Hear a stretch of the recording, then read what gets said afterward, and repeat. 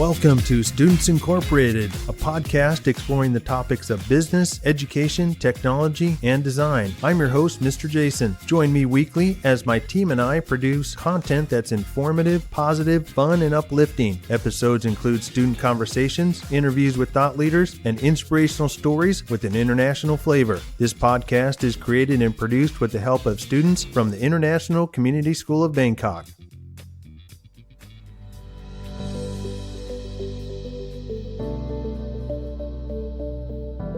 In today's episode, we welcome a guest named Mr. Sean. He's somewhat of a celebrity teacher here at ICS. We'll get to hear some of his story, and he'll also be sharing about his new class called Senior Transition. But before we get into our first segment, let's hear our quote of the day and get some headline news. Our quote of the day comes from Robbie Schell. He is quoted to have said, "Transitions in life can offer opportunities for discovery. Transitions in life, whether big or small, often presents us with opportunities for self-discovery and personal growth. These transitional periods can take various forms, such as starting a new job, moving to a new city, or even going through a major life event. While transitions can be challenging and accompanied by uncertainty, they also provide us with a chance to explore new aspects of ourselves, learn from our experiences, and step outside of our comfort zones." Our global news headline reports the education of thousands of Ukrainian students being disrupted because of the war in Ukraine. With schools being hit by Russian missiles, students now have to pursue online or independent learning. The Ukraine government has been trying to remedy this situation by building classrooms into metro stations where it is safer. However, the damage caused by stress and lack of educational facilities have negatively affected around 50% of Ukrainian students' language and mathematical abilities. Onto our business and weather news, El Niño, a climate pattern that warms ocean surface waters and brings hotter air and drier climates inland that changes global weather patterns, could possibly devastate crop yields in Asia. Rice, which is the main staple food for much of Asia, has seen an increase in prices over the past few years due to events such as the war in Ukraine. However, with a possible decline in rice production because of El Niño, these prices may further increase due to a decrease in the supply of rice, which impacts lower-income households. And finally, easing into our local business news headline, Bangtak and Esso, two large energy companies in Thailand, have closed a deal in which Bangtak purchased Esso for 22.6 billion baht, expanding its 1,361 gas stations into 2,193 gas stations after the purchase. Additionally, Esso will also pass its experience and technology over to Bangtak, which will benefit the company greatly in its future endeavors. Thank you for our quote in the headline news. Now let's jump into our first segment with Mr. Sean. Welcome to the podcast, Mr. Sean. We're happy you could join us. Could you start off by telling us a little bit about yourself? Yeah, thanks so much for having me. So I teach ninth grade. My class is geography, so I get all the ninth graders. This is my 11th year teaching. I taught 7 years previously in Kenya, and then it's my 4th year here. Our first question for you is, if your life had a theme song, what would it be? I feel like I need to pick something relevant that y'all would know. What if I went with maybe Antihero by Taylor Swift? But actually, I can't actually say that. I think I'm going to pick something that maybe is similar. I'm going to go with a band that people may or may not know called the Avid Brothers. They have a song called All My Mistakes. And I'd say it's kind of similar to like Antihero, where it's like this idea that I've made all these mistakes, but I don't regret them. They're like, they've helped to lead me to where I am now. That's really cool. I know Antihero, so I'll have to check the other one out. Yeah, you should. It's all right about Taylor Swift. I like some of her music too. Okay, the next question is, what is the best gift you have ever received? Ooh, okay, another tough one. So I have this one gift that stood out to me when I think I was in high school, and I think it was a girl that I was dating, and she knew that my favorite candy was lime green Skittles. Not the green apple ones, but lime green.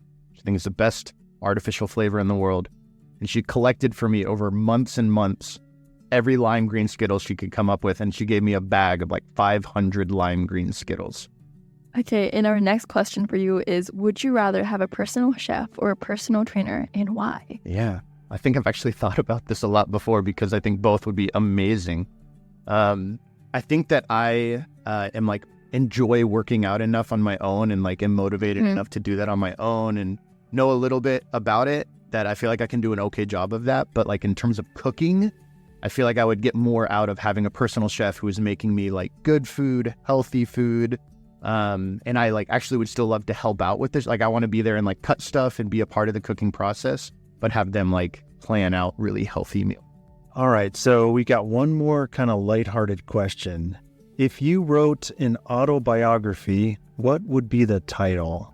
Or if someone else wrote the autobiography, what would be the title? I feel like that's a tricky question. I actually feel like I'm going to kind of rebel against this question. Like being well known enough that there was a biography about me or I was writing a biography about myself, like to be that famous sounds terrible to me. So I like rebel against ever being that well known. Like I just would hate to walk around and have people knowing me everywhere. So I feel like it's my own journal and I just keep it for myself and nobody else ever gets to it. Yeah, that's really valid. I feel that. All right, and now jumping to one of the classes you teach, we heard your geography class includes a cuisine project. Can you tell us a little bit more about that? Yeah. So in class, one of the things that I need to do with my students is like a research component.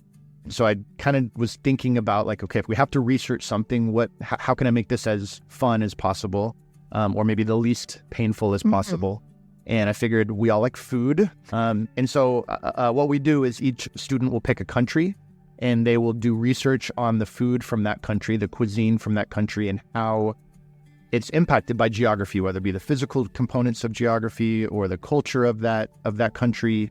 And so they'll research that, write a paper on it. But then every person will make a dish from that country, and we'll have like this big international food day. So it's like a big celebration of ending that research unit, and we get to eat a lot of really good food. It is so much fun. I remember when I was back in 9th grade, it was a lot of fun. And now, what country did you? I think I did Portugal, and it was Portuguese egg tarts. They were good. I think it was the top point to my cooking career, if we can say that. And for the question that I'm sure everyone across all the grades have been dying to know the answer to, what was your favorite dish from all the years the students have done this? It's so hard because every year it's just like there's so many that are good. I do feel like a couple years ago, Magnus made like these Cubanos. He was in my blog. I remember. Though they were really good. Then also that year there was like somebody, I forget who it was, but they made like a borscht. Borscht, it's like a Russian dish that was really good. But maybe the one that stands out to me through all my years was back in Kenya. I had a student who brought in like a full out like cheese fondue. Oh, wow. I felt so fancy. Like it was really, really good. I'm feeling kind of hungry right now. Right. I love cheese fondue. Yeah. All right, so the last question of this segment is, what's one of your favorite memories from your teaching career so far? There's something that I remember. It was maybe like my 4th or 5th year teaching in Kenya. And I remember going to a play. I think that it was like the student play. I think they were in the musical, actually. They were doing The Wiz. And I remember there being this like dance scene, and there was like 40 or 50 students all out like dancing on the stage at one time. And I remember just having this sense of like overwhelming pride. I was like, I know all of those students, and it was so much fun. And I just remember like my heart welling up with pride, and it was so cool to see. And I think it was just one of those moments where it was just like, I love what I do. I love that I get to know these students and see that they're doing that. And it makes me excited because this is my 4th year now teaching here. And so now, like, because I teach all the freshmen, I really know like most of the students now. And so I'm like really excited for sporting events and going to the play this year and just getting to be like, oh, I know like almost all of these students and get to have that experience here as well. Yeah, for sure. That's really heartwarming. And with that, we'll be right back after a short announcement. 1, 2, 3, 4. Hey students, I have good news for you today. We have no school tomorrow. No school tomorrow means we get a day off to relax and have fun. You can sleep until noon and watch sports on TV as long as you want. Speaking of sport, our school varsity volleyball team is having lots of games next week. I can't wait to support our team and cheer them on. Enjoy your day off. We'll see you soon.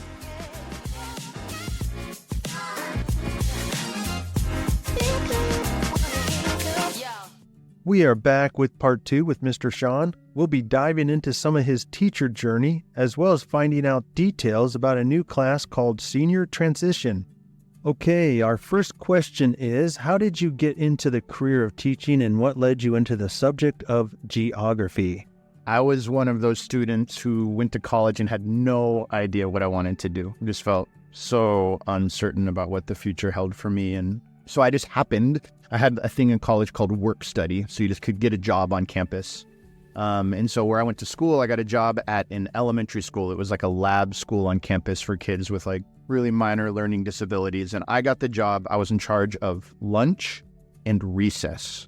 But that experience of being at that school while I was like my freshman and sophomore year of college, the initial thing that really like drew me to teaching was watching the teachers in kind of their off time interacting with each other, and that like kind of community of teachers, and hearing them kind of process what had happened in the day and talk about the students and talk about their classroom. And there was something about just that community that really appealed to me, and I kind of loved being around it.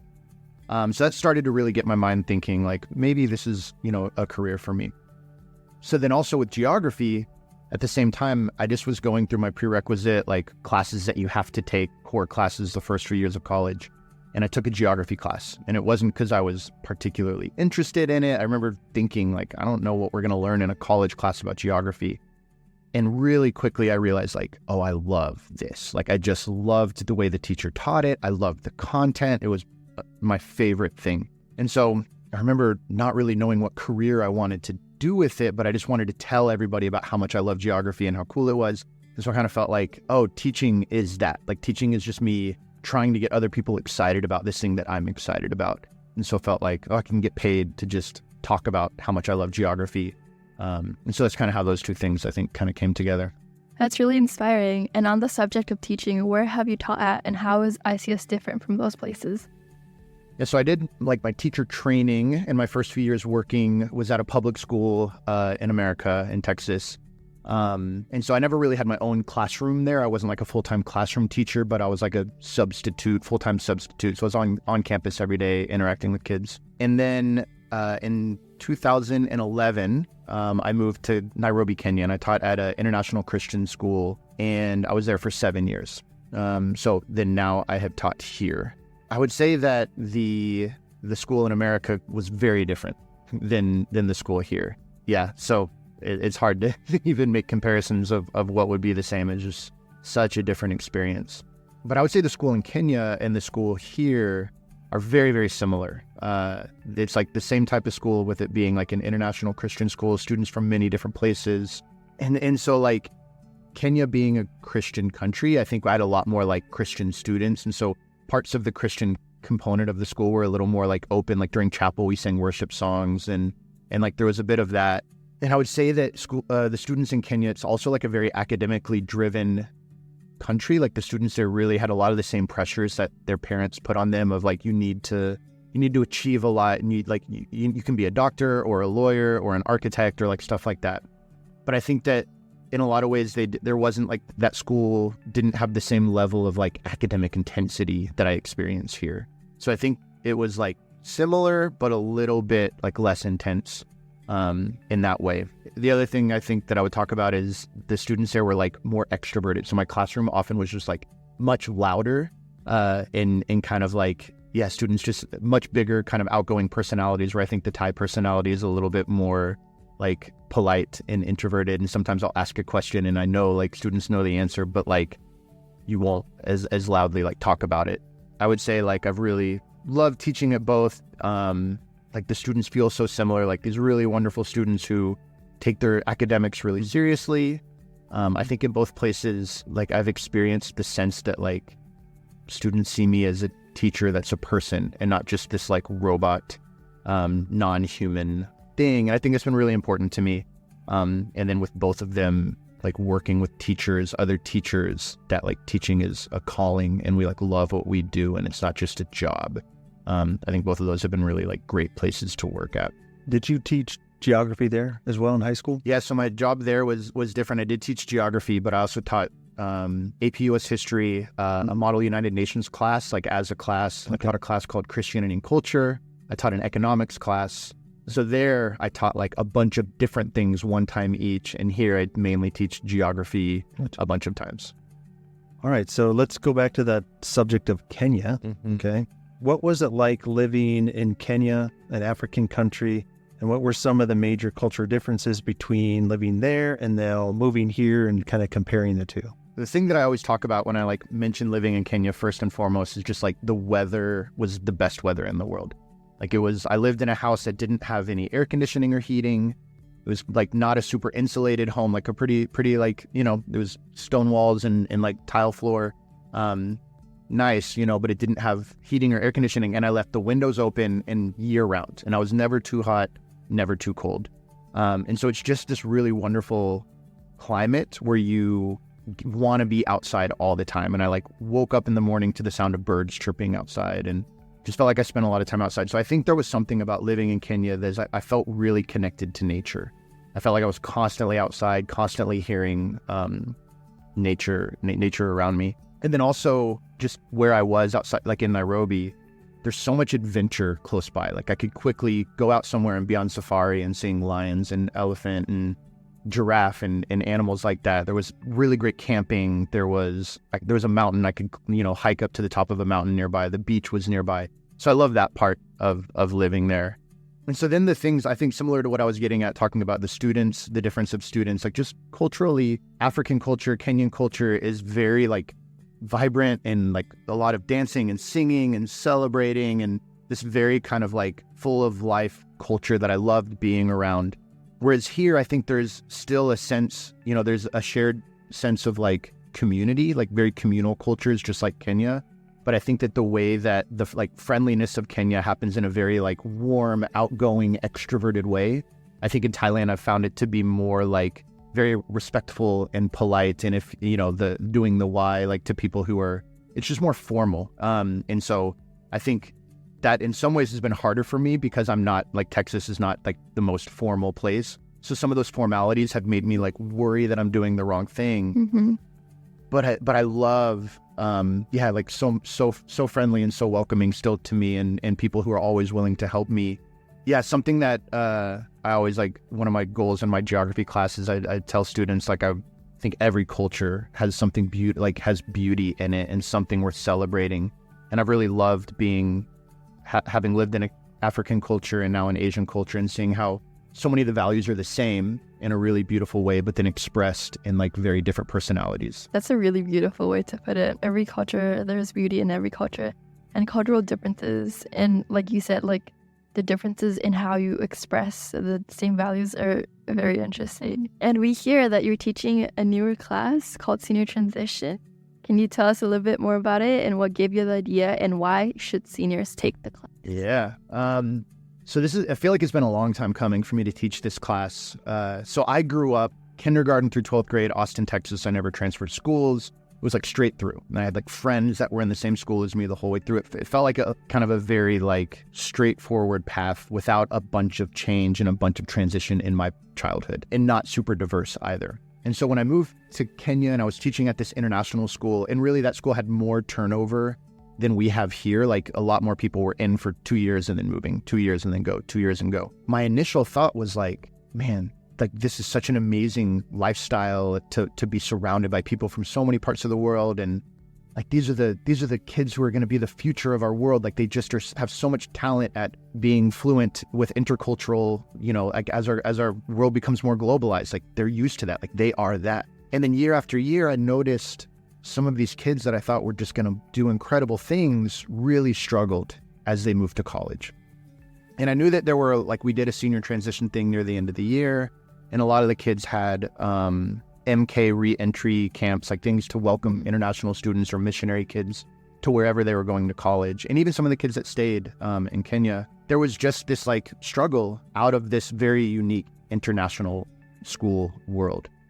And I just started to have the idea, like, I feel like we can be doing more as a school to prepare them for that next step. And so I just really got a passion for that and wanted to think more and more like, how could we do this better to prepare them? And I would talk about that idea with former students and they'd be like, oh yeah, we need that. Like, I wish I would have paid more attention when I was a senior to the transition stuff that was there. So I just felt like there was more that we could do as a school to send kids. And so I ended up getting my master's degree in the idea of like creating a program for senior students at an international school with the hope of implementing it somewhere. So this is the first year that I'm really gonna like kind of getting to do that in a classroom setting. On that same subject, we're over a month into the new school year so far. So what have the seniors in this new class done so far?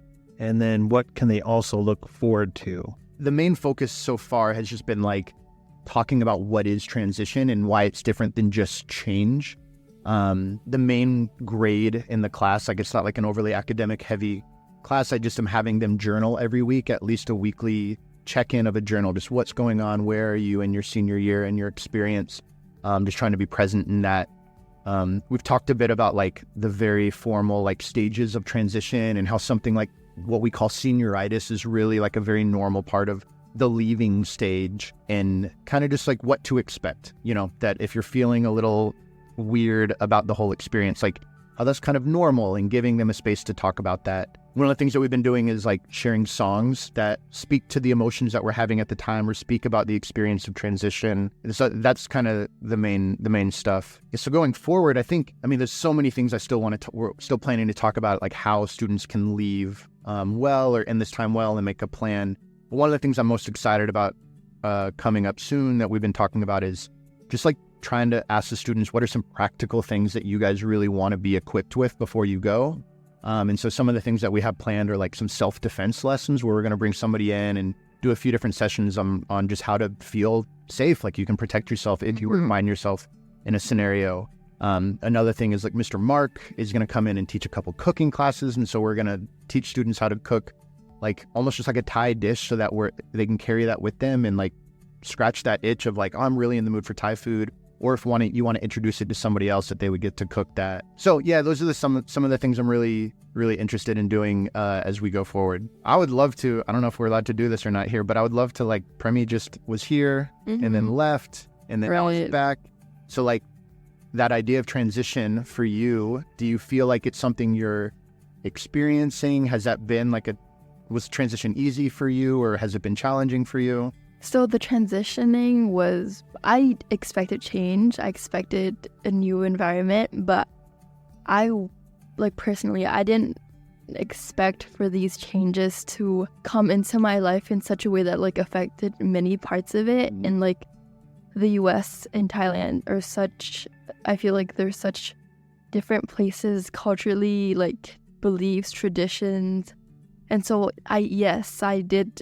The transition was difficult at first, but then I felt that as I like adjusted, things got easier and I got more used to things. But I feel like if I had a class or someone or like advice on how that transition would be, I feel that would have been really, really helpful to me. Yeah. And that's one of the main things I've been telling students is just like try to connect with somebody who's done it before and have that kind of mentor who you can ask those questions with and get advice from. Can I ask you one more? Yes. How are you seeing Thailand different now with like fresh eyes, or even ICS like with fresh eyes now that you kind of stepped out of it and now you're back into it? Oh wow, I love that question. I can speak on this for like hours and hours. So one of the things that I noticed, one of the very first things like stepping into the airport was diversity. In America? In America, yes. Thailand is a relatively homogeneous place, so like all throughout my life, I've been mostly exposed to like Thai people or like Asian people. And then I went and then I realized that, oh wow, there's like so many different people coming from all these different places. And like there's so many little nuances with each race, each culture, the systematic injustices I saw like with my own eyes. I saw a lot of that too. And I think that was really insightful. And I think just like that in general, and more so in America, I think that conversations about race and how people perceive and the differences, but also similarities, equity, equality. I think those conversations need to happen more. And I think those conversations are also really important. And also one thing that I learned, I went to a public school. Yeah. Right. And so I saw the differences of how people could freely express their own ideas. And I think one thing that America is really big about, or like one thing that is important to Americans is rights, the idea of having rights, the idea of you being able to do this because you want to and it is your own right. And one of the rights that I found really inspiring, the freedom of speech. That was really interesting. And I made friends with like so many different people, and we had like these really great conversations. And I saw that like there in America, or especially where I lived, it was in like a college town, so it was a lot more liberal. What I learned or what I saw was that people were a lot more, not only outgoing, but felt more comfortable and free to express their own ideas about different things. And I think that's really inspiring. And especially coming back to how Thailand, I feel like Thailand as a whole is somewhat more conservative, especially on the subject of expressing our ideas and how it would be perceived in society. And I think a big part of that is connected to societal expectations and how like culturally how Thai society is as a whole. Been about like around a month now of coming here, and sometimes I would be in like a classroom, the teacher would be talking about some things, and I would be thinking, like I would be having these like new ideas, new thoughts intertwined with like how the different like nuances, whether that's like ethnicity, race, gender, sexuality, and I would be having these new ideas, and I've seen so many different things through different lens now, and I think that's really insightful, and I'm really grateful for the experiences I had there. And circling back to the senior transition class, do you have any quick advice you'd like to give to seniors, or do they have to take the class to get that advice? Yeah, I mean, definitely there's a lot, there's so much to talk about. And I think a lot of it is like just kind of what you just did, which is like the ability to process what is it that I've gone through and what's happening and how I'm seeing things differently and how I'm this unique mix of so many things. So it's required. I think that having a whole semester to do that is really important. But an assignment that I had them do was reach out to somebody who has gone through the transition or a move similar to them. So somebody from a similar background, went to a similar type school, going to a similar, if they're doing a gap year or went to college or whatever, and ask them to bring back advice. And so actually somebody who did a really amazing job, so Miss Jade, middle school English teacher, did an amazing job kind of answering those questions. And so maybe I'll pull one of her little quotes that she shared, because I thought she did such a great job, and it's just a reminder that there's so much wisdom around us. So what she said, this would be her advice to seniors, was prioritize saying goodbyes. She wrote that her senioritis was so strong by the end of the year that she didn't care if she said goodbye to her classmates or hung out with certain groups for the last time. She was so ready to move on to a new place and new people that she neglected to close off the ICS piece of her life well. She says that you should take time to sit down and write letters to some friends or plan a fun trip or an outing with people that you value. She said that, like, for her, she thought maybe like it was pointless to do that, and it may seem like it's pointless because you're about to leave. But she says that when she looks back, she's glad that she ended her time well and said the things that need to be said. So I think that's like a great piece of advice, because you get so busy with things like capstone and this and that, and then it's so hard to like emotionally get in that place that's like, I'm gonna end well. But transition theory kind of says that the better you end a stage of life, the easier you can enter into that next stage of life. It's like saying goodbyes, right? Yeah. Saying goodbyes. Premi, thank you so much for sharing. We're going to jump into our last question of this segment, and it's kind of a transition into some new future things for you, Mr. Sean. So what are some of your future plans? We heard of something special coming up. Is that right? I'm just chilling. Nothing. Come on.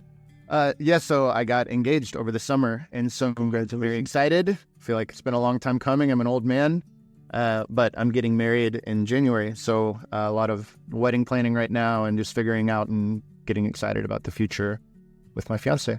Cool. All right. Well, thank you very much. Mm-hmm. And with that little bit of good news, we have run out of time. As we end this episode, we'd like to say a big thanks to Mr. Sean for sharing some of his story and even some of his insights into the subject of transitions.